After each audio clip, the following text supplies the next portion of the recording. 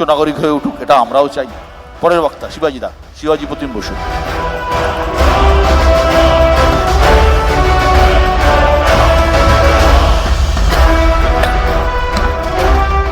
আমার শহর নয়কো তেমন বুড়ো, অতীতকালের অস্থি বিহার চৈত্য মুদ্রা কিছু পাবে না তার কোথাও মাটি খুঁড়ে।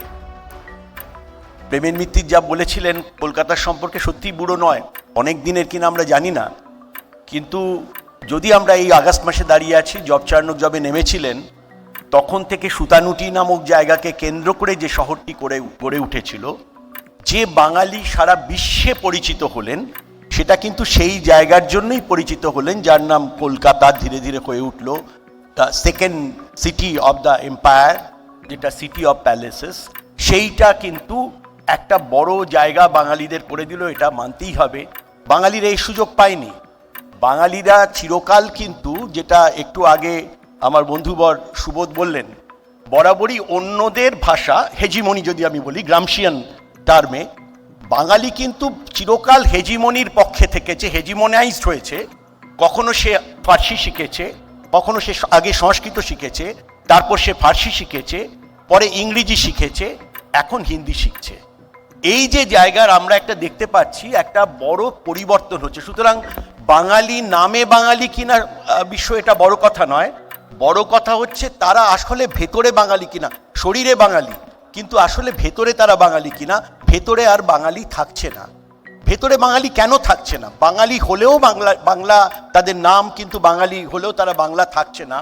তার একটা বড় কথা এর আগে এখানে উঠেছে, যে একই সঙ্গে বিষয়ই বলছিল, একই সঙ্গে বাঙালি পুঁজিরও একটা জায়গা ছিল। বাঙালি পুঁজি কমছে, এবং বাঙালি পুঁজি যে জায়গায় গিয়ে দাঁড়িয়েছে, অন্য পুঁজির সঙ্গে বাঙালি পেরে উঠছে না। এবং বিশেষ করে এই নিওলিবারাল যে টাইম এসছে, আমাদের অত্যন্ত বন্ধু এবং মাননীয় শিক্ষামন্ত্রী ব্রাত্য এখানে রয়েছেন, যেখানে যে সরকারি যে সমস্ত সিস্টেম ছিল, আমরা সকলেই সরকারি স্কুল, কলেজ, ইউনিভার্সিটির প্রোডাক্ট, কিন্তু যেটা হচ্ছে মধ্যবিত্ত যারা এই বাঙালি, যাদের হয় এটা যেটা সুবোধ বললো একটু আগে, যে বাঙালি কিন্তু মানে ওই অর্থাৎ ভাষাটা ধরে রাখে, কিন্তু শেষ পর্যন্ত তলার দিকে যারা মানুষ তারা তাদের সাবঅল্টার্ন ভাষা ধরে রাখে। কিন্তু যে ভাষা আস্তে আস্তে আস্তে আস্তে যে ভাষার উচ্চ ভাষা, সভার ভাষা, যোগ্য ভাষা হিসেবে যেটা পরিচিত হয়, সেই ভাষাকে ধরে রাখার জন্য যে বাঙালি দরকার, সে বাঙালি থাকছে না। কারণ সে অন্য ভাষা গ্রহণ করেছে, কারণ শাসক পাল্টে গেছে, পুঁজির শাসকও পাল্টে গেছে, শাসনের যে শাসক তারা পাল্টে গেছে। সুতরাং তাদের যদি আজকে যদি অন্য ভাষায় বলা হয় যে একটা মারোয়ারাইজেশন, যদি কথাটা বললে খুব খারাপ লাগে, সেটা ঘটেছে, সেটা কিন্তু ঘটে গেছে, তাতে কাউকে দোষ দেওয়া যাবে না। এই শহরের একটি প্রধান স্কুল, যেটি একটি ফরাসি মানুষের নামে থাকা একটি শহরের কেন্দ্রস্থলে একটি স্কুল, আমার পরিচিত একটি ছাত্র সেখানে পড়ে, একটি আমার এক বন্ধুর বা ভাইপো পড়ে সেখানে, তাকে সে বলছে, তাকে জিজ্ঞেস করা হচ্ছে, সে বাঙালি, তাকে আরেকজন জিজ্ঞেস করছে তার পার্শ্ববর্তী ছাত্র, যে আমি তোমার পাশে বসবো না। বললো কেন? তুমি মাছ খাও।